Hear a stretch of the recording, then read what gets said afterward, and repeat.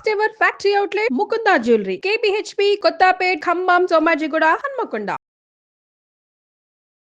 జై శ్రీకృష్ణ. ఆండాల్ తిరువడిగళే శరణం. ధనుర్మాసం చాలా వేగంగా వడివడిగా ముందుకు పరుగులు పెడుతూ ఉంది కదండి. ఇలా కళ్ళు మూసి అలా కళ్ళు తెరిచేసరికి అయిపోతుందా అన్నంత వేగంగా పరుగు పెడుతుంది. పొద్దున్నే లేవటాలు, స్నానాదులు, పొంగళ్ళు, తిరుప్పావై సేవాకాలాలు, ఆచార్య భాగవతోత్తమ సత్కారాలు, సన్మానాలు, దాన ధర్మాలు, ఇలా చాలా సంబరాలతోటి ఈ అర్థాన్ని వినడంతో సాగిపోతూ ఉంది చాలా ఆనందంగా. అలాగా 18 పాసురాలు అమ్మవారి అనుగ్రహం అయిపోయింది. నిన్న 19వ పాసురంలోకి మనం ఇప్పుడు ప్రవేశిస్తున్నాం. పాసురాన్ని చూద్దాం. குத்து விளக்கெரிய கோட்டுக்கால் கட்டின்மேல் மெத்தென்ற பஞ்சசயனத்தின் மேலேறி கொத்தலர் பூங்குழல் நப்பின்னை கொங்கை மேல் வைத்து கிடந்த மலர் மார்பாவாய் திரவாய் மைத்தடங்கண்ணினாய் நீ உன்மணாளனை எத்தனை போதும் துயிலெழ ஒட்டாய்கான் எத்தனை ஏலும் பிரிவாத்தகில்லாயால் தத்துவமன்று தகவு ఏలోరెంబావాయ్.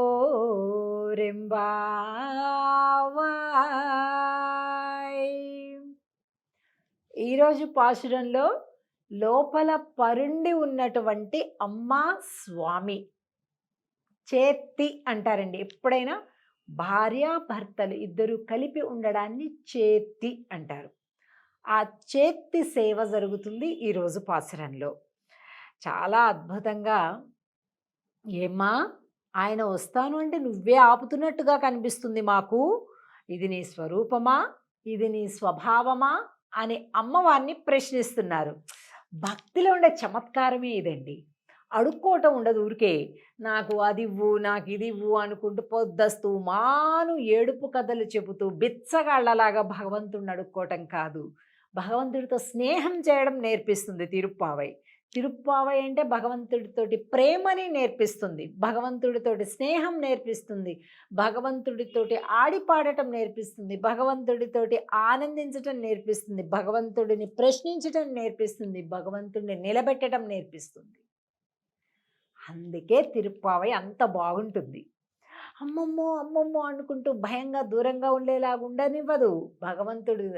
భగవంతుడిని మనమే అజమాయిషి చేసేలాగా ఉంటుంది. మరి ఆండాళ్ళ తల్లి చేసింది కదా, అలాగే ఆవిడ పాసురాలు చదువుతూ మనం కూడా అలాగే చేస్తాము అన్నమాట. సరే, పాసురంలో చూస్తే ఎలా ఉన్నారట స్వామి అమ్మాయి ఇద్దరు కూడా అంటే குத்து விளக்கு எரிய கோட்டுக்கால் కట్టిన్మేల్.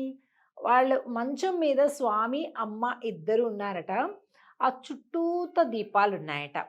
ఆ చుట్టూతా ఉండేటటువంటి దీపాలు ప్రకాశిస్తూ ఉంటే మంచం చుట్టూ మొత్తం దీపాలంట, అవన్నీ ప్రకాశిస్తున్నాయట.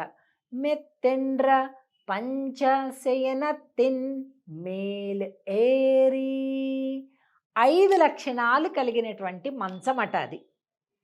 మెత్తెన్న పంచశయనతిన్ మేలేరి అంటే 5 లక్షణాలు కలిగినటువంటిది. ఏంటిది అంటే చలికాలంలో వెచ్చగా ఉంటుందట, వేసవి కాలంలో చల్లగా హాయిగా ఉంటుందట, సహజంగానే సుగంధ పరిమళాలు వెదజల్లుతూ ఉంటుందట, మెత్తమెత్తగా ఉంటుందట.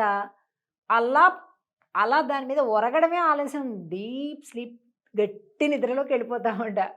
అదండి 5 లక్షణాలు. 5 ఇప్పటిదాకా 5 చెప్పాను. పంచశయనతిన్ మేలేరి అని ఉందండి పాసురంలో. 5 లక్షణాలు కలిగినటువంటి మంచమట అది. ఏంటది? చలికాలంలో వెచ్చదనం, వేసవి కాలంలో చల్లదనం, మెత్తనిదనం, అలాగే పరిమళాలు వస్తుందట సహజంగా. అలాగే ఐదవది అలా ముట్టుకుంటే చాలు నిద్ర వచ్చేస్తుందట మనకి. పడుకోవటం, దొర్లటం, అబ్బా! ఉబ్బో అంటం, లేకపోతే దానికోసం ఒక టాబ్లెట్ ఏసుకోవటం, లేకపోతే ఏవో కాసిన పాటలు వినడం, ఏమక్కర్ల. అలా పట్టుకుంటే చాలు నిద్ర వచ్చేస్తదట. అలాంటి మంచం మీద ఉన్నారట అమ్మ, స్వామి. "குத்தலர் பூங்குழல் நப்பின்னை கொங்கை மேல் వైత్ కిడంద మలర్ మార్బా వాయ్ తిరవాయ్." అబ్బా! విశాల వక్షస్థలం కలిగినటువంటి ఓ స్వామి, ఆ స్వామి అమ్మవారిని ఇలా దగ్గరగా హత్తుకొని ఉన్నారట. అలాంటి దృశ్యాన్ని ఈ గోపికలందరూ చూశారు. "వాయ్ తిరవాయ్, అమ్మా కొద్దిగా నోరు తెరవరాదా? మమ్మల్ని అనుగ్రహించరాదా?" అంటున్నారనమాట. అలాగే మైత్తడం కಣ್ಣಿనాయ్, అమ్మా స్వామి మా కోసం రాబోతుంటే నువ్వు నీ కాటుక కళ్ళతోటి స్వామిని ఆపుతున్నావు, ఆపేస్తున్నావు నువ్వు. అసలు నువ్వు కదా రక్షించాల్సింది. అలాంటిది ఆయన రక్షించటానికి వస్తుంటే, ఆయన మా కోసం తలుపు తీయడానికి వస్తుంటే నువ్వు కళ్ళతోటి స్వామిని శాసిస్తున్నావు, ఆపుతున్నావు. అమ్మా ఏంటిది? అసలు ఆయన కంటే ముందు నువ్వు రావాలి కదా! అంతే కదండి. అమ్మవారే కదా ఎప్పుడు ముందు మనల్ని కాపాడాల్సింది, ఆ ముందు మనం రక్షించాల్సింది. మనకుండేటటువంటి పాపపు ముఖాలు స్వామికి కనిపించనివ్వకుండా ఉంచేది అమ్మవారే కదా! కానీ ఏంటవుతుంది? ఆయనేమో రాబోతుంటే నువ్వు ఆయన్ని శాసిస్తున్నావు. మైత్తడం కಣ್ಣಿనాయ్ నీ ఉన్మణాళనై, నీ భర్తను ఎత్తనై పోదుం తుయిలజ ఒట్టాయిగాన్. మా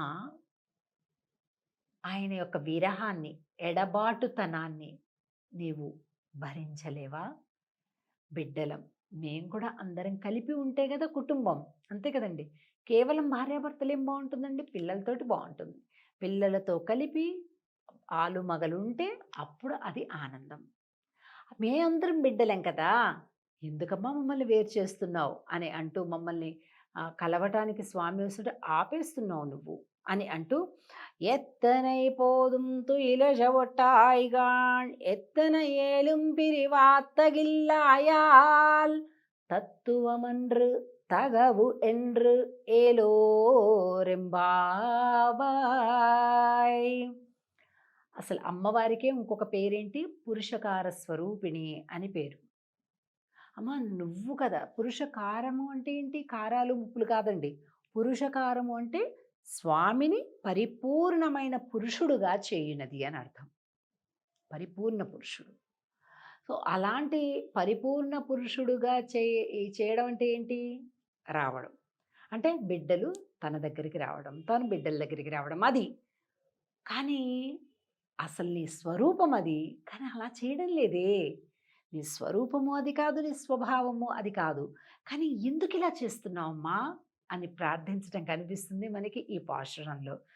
దీన్ని చేతి పాసురం అంటారు. అంటే స్వామి అమ్మ కలిపి ఆనందాన్ని అనుభవిస్తూ ఉండేటటువంటి ఒక అద్భుతమైనటువంటి దృశ్యాన్ని భావన చేస్తున్నారు ఆండాళ్ళ గోష్ఠి అంతా కూడా. పాశురాన్ని ఒక్కసారి పాడుకుందాం. குத்து விளக்கு எரி குத்துலு குத்துலு தீபாலట. குத்து விளக்கெரிய கோட்டுக்கால் கட்டின் மேல் மெத்தென்ற பஞ்சசயனத்தின் மேலேறி கொத்தலர் பூங்குழல் நப்பின்னை கொங்கை மேல் வைத்து கிடந்த மலர் மார்பா வாய் திறவாய் மைத்தடங்கண்ணினாய் நீ உன்மணாளனை எத்தனை போதும் துயிலஜ ஒட்டாய்கான் எத்தனை ஏலும் பிரிவாத்தகில்லாயால் தத்துவமன்று தகவேலோரெம்பாவாய். ஆண்டாள் திருவடிகளே சரணம். ஜெய் ஸ்ரீ கிருஷ்ணா.